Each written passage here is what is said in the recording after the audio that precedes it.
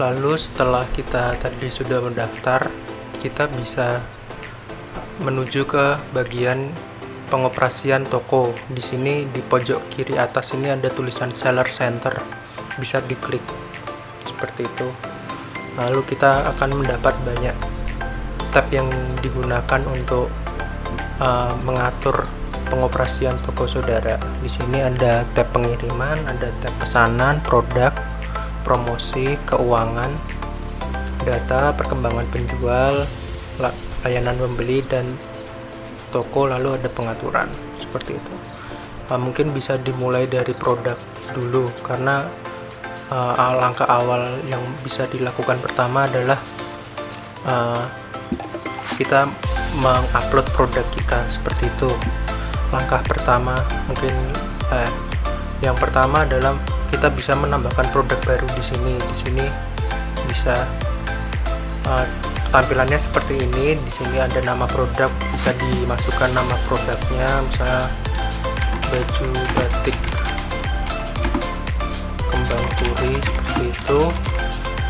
Lalu ada kategorinya, misalnya kemeja, untuk pakaian pria mungkin ada kita menggunakan atasan, lalu ada kemeja seperti itu, seperti kayak batik kemeja seperti itu. Lalu kita bisa lanjut. Nah, di sini mulai untuk informasi produk. Informasi produk ini terdiri dari foto produk, yaitu bisa mengupload tinggal 9 foto termasuk foto utama dan 1 video produk. Untuk sebagai gunanya foto adalah jadi pembeli bisa melihat-lihat dulu model yang akan digunakan, model yang akan dibeli seperti itu. Jadi misalnya model mau baju yang seperti apa, para pembeli pasti akan melihat foto dulu sebelum berminat untuk membeli. Jadi diusahakan foto produk ini yang jelas dan menarik seperti itu. Lalu di sini ada nama produk, deskripsi produk. Deskripsi produk ini biasanya berisi tentang ukuran, lalu jenis kainnya. Jadi apa yang mendeskripsikan produk tersebut. Jadi kayak misalnya kita produknya kemeja batik. Kemeja batik ini memiliki ukuran dari S hingga XXL seperti itu. Lalu bisa disertakan juga ukuran lampiran ukurannya, seperti S itu berapa kali berapa seperti itu. Lalu ada mungkin kalau ada variannya seperti warnanya, mungkin ada batik yang warna dasarnya merah atau batik yang warna dasarnya biru, bisa dideskripsikan di produk di situ seperti itu. Lalu ada kategori di sini tadi sudah disettingkan di awal. Lalu di sini ada bagian merek. Kalau memang mereknya bukan merek yang tertera di sini, bisa dimasukkan tidak ada merek seperti itu. Jadi memang merek asli dari jenengan sekalian seperti itu. Lalu negara asal bisa dipilih dari Indonesia. Bahan ini tergantung bahan yang digunakan. Misalnya menggunakan bahan rajut, jadi batik rajut seperti itu. Bisa ditambahkan juga bahan apa saja, sampai 5 bahan. Lalu ada ini bagian ini, kalau tidak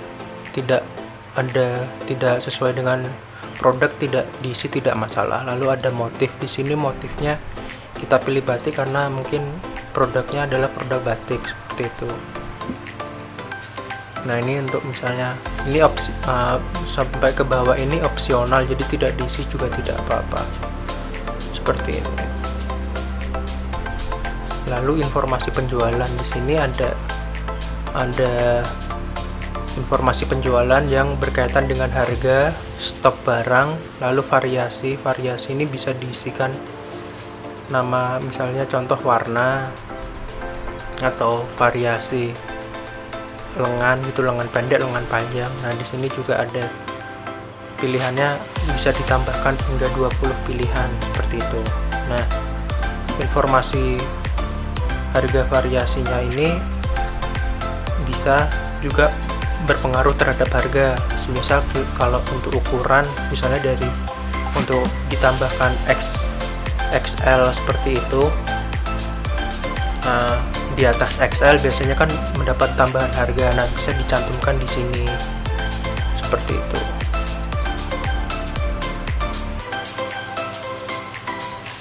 Lalu selanjutnya ada bagian pengiriman. Pengiriman ini berkaitan dengan berat produk. Jadi produk yang dijual ini memiliki berat berapa yang akan digunakan sebagai acuan untuk menentukan ongkos kirim seperti itu.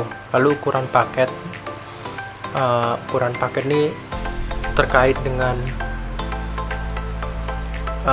dimensi paket, jadi lebarnya berapa, panjangnya berapa, tingginya berapa seperti itu. Nah, lalu ada bagian di ongkos kirim.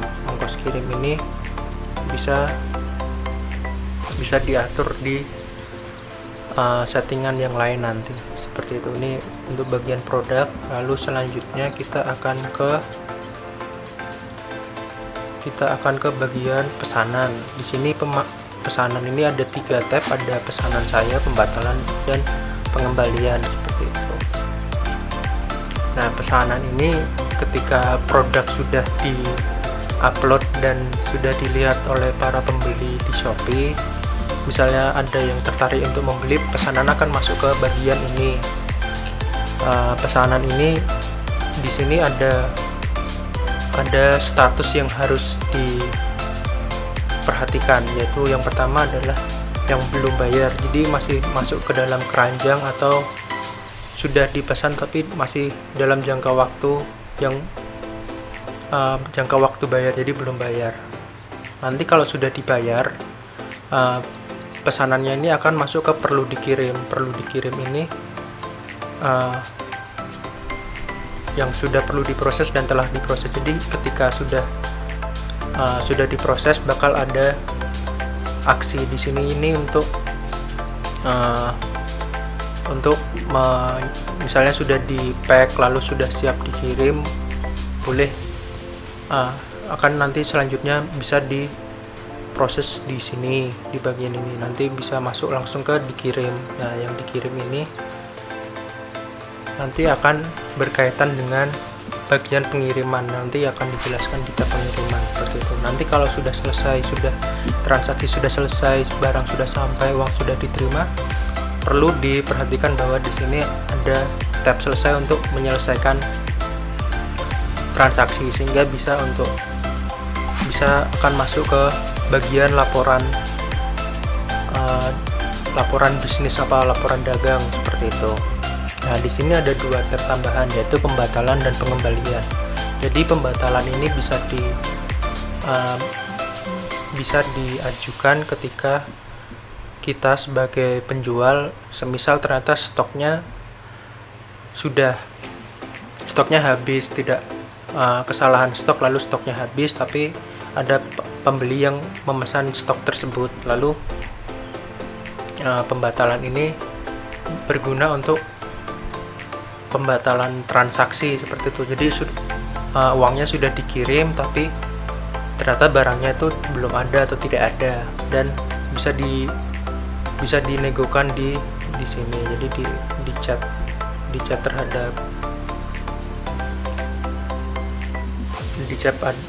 di sini bisa Anda menggunakan chat pembeli gitu, menggunakan fitur chat seperti itu untuk menegosiasikan. Misalnya pembeli sudah terlanjur mengirimkan uang, ternyata barangnya nggak ada, ya otomatis kita harus mengembalikan uang yang dikirimkan seperti itu. Nah, pengembalian ini bisa dilakukan di sini seperti itu. Jadi sebelum dikembalikan, pastikan dulu sudah ada pembatalan seperti itu.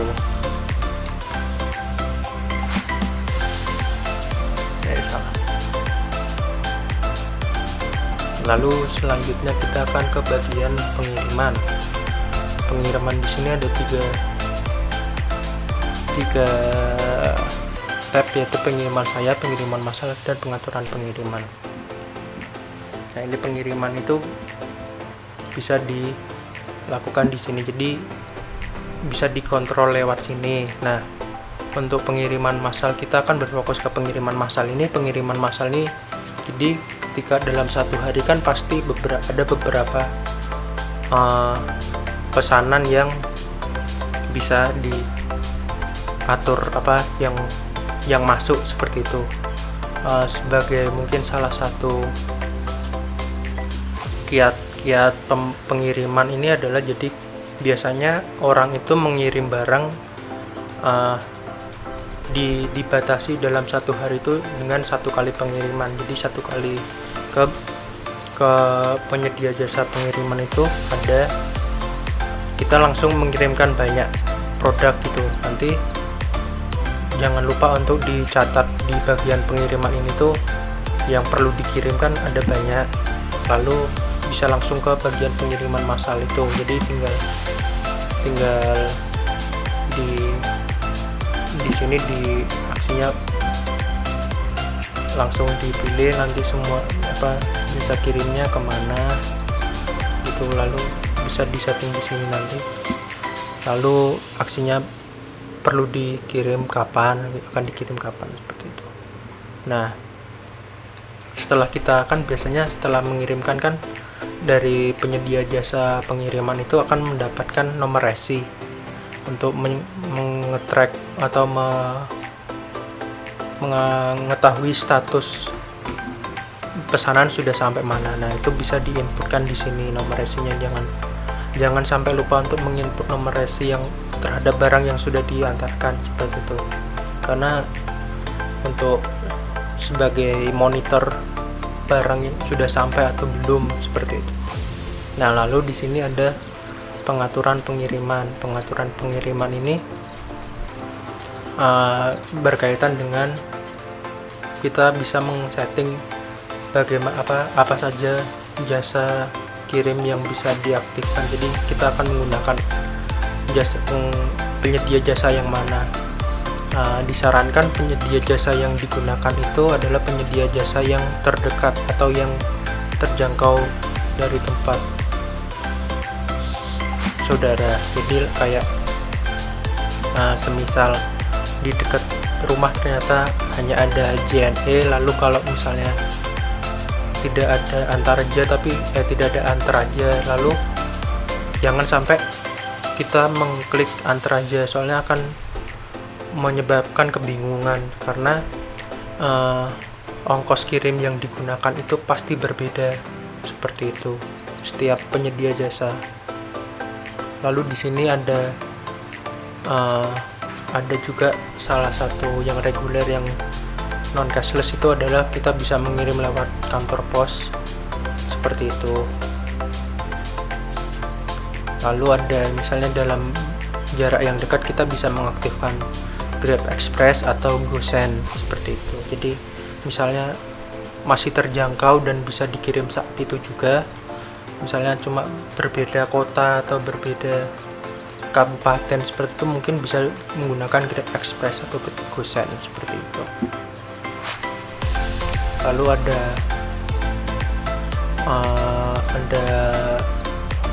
jasa-jasa yang lainnya mungkin bisa diperhatikan, seperti misalnya jasa untuk yang lebih mahal, untuk pelayanan yang lebih cepat, misalnya JNES itu mungkin kalau memang ternyata dibutuhkan bisa dicentang, seperti itu. Ini bisa dicentang seperti itu.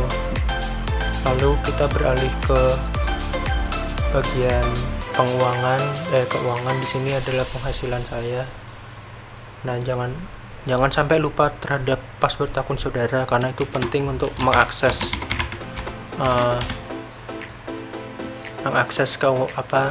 informasi penghasilan yang akan didapat. Di sini bisa dilihat ada 3 bagian. Yang pertama adalah informasi penghasilan, lalu ada rincian penghasilan. Rincian penghasilan ini ada yang akan dilepaskan, yang sudah dilepaskan. Jadi ketika akan dilepaskan. Jadi sebelum masuk ke saldo saya, semua data keuangan tuh akan masuk di sini dulu. Jadi yang ke dalam saldo Shopee ini sebenarnya masih ada banyak yang bisa jadi kayak modalnya itu ada untuk misalnya untuk ke iklan. Biasanya untuk ke iklan seperti itu, kayak iklan membutuhkan modal untuk meng-up post produk seperti itu, kita bisa menggunakan saldo yang ada di sini. Jadi nanti akan terlihat setelah penjualan untuk berapa uang yang didapat, dan kalau yang sudah dilepas minggu ini ada berapa. Jadi kayak jumlah penghasilan tuh bisa dimonitor lewat sini. Lalu ke bagian saldo saya. Nah, informasi saldo ini nanti berkaitan dengan penarikan uang. Jadi setelah penghasilannya diketahui ini, ternyata kita butuh untuk menarik uang gitu, di sini nanti saldonya terlihat. Nah, untuk penarikan kan biasanya menggunakan rekening bank. Di sini kita jangan lupa untuk menambahkan rekening bank seperti itu untuk penarikan.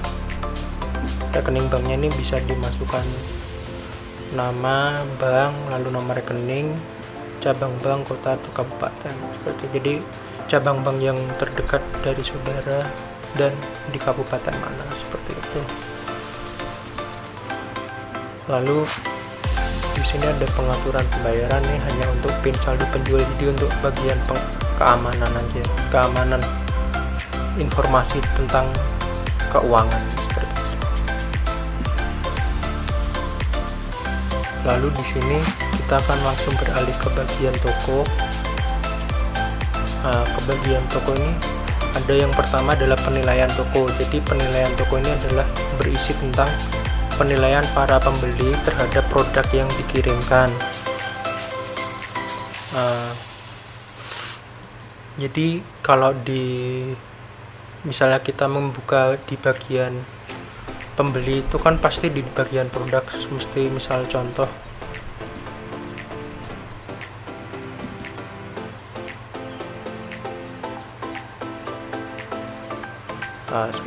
misalnya seperti contoh ini. Nah, di sini di bagian ini ada penilaian produk. Untuk ini misalnya bahannya bagus, harus ada di sini akan terlihat bagaimana penilaian produk para pembeli terhadap produk yang sudah dikirimkan dari penjual ini. Nah, kita bisa manage tuh, melihatnya, memonitornya dari sini. Nah, yang perlu diperhatikan adalah mungkin diusahakan kita untuk lebih teliti dalam mengirim dan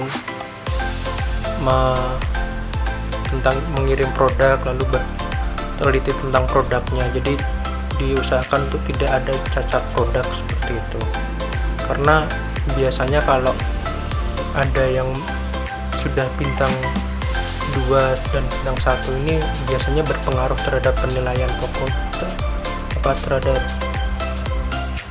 penilaian toko, jadi sulit untuk di-up seperti itu. Lalu di sini ada profil toko, mungkin untuk di sini ada deskripsi gambar, upload foto, lalu ada deskripsi toko, misalnya toko ini menjual apa saja seperti itu. Lalu dekorasi toko ini untuk mendekorasi bagian awal, seperti misalnya di sini ada seperti ini. Lalu ada bagian misalnya ada gambar besar gitu ketika membuka tokonya itu. Nah, itu untuk di bagian di dekorasi toko. Lalu kategori dalam toko. Jadi kategori ini maksudnya adalah kategori produk. Produk ini beberapa mungkin yang awam adalah ada 2 ini, on sale, yaitu produk yang sedang diskon. Jadi ketika kita menyeting diskon terhadap suatu produk, kita bisa dinambahkan di kategori ini. Lalu ada juga new arrival. New arrival tuh produk yang baru saja, produk terbaru seperti itu. Jadi ketika kita melakukan upload produk yang baru, kita akan mendapat tag di Arrival seperti itu. Lalu di sini ada laporan. Laporan ini bisa digunakan untuk melihat bagaimana perkembangan bisnis saudara. Mungkin seperti itu saja sedikit ilmu tentang pengoperasian dalam platform e-commerce Shopee, mungkin bisa bermanfaat.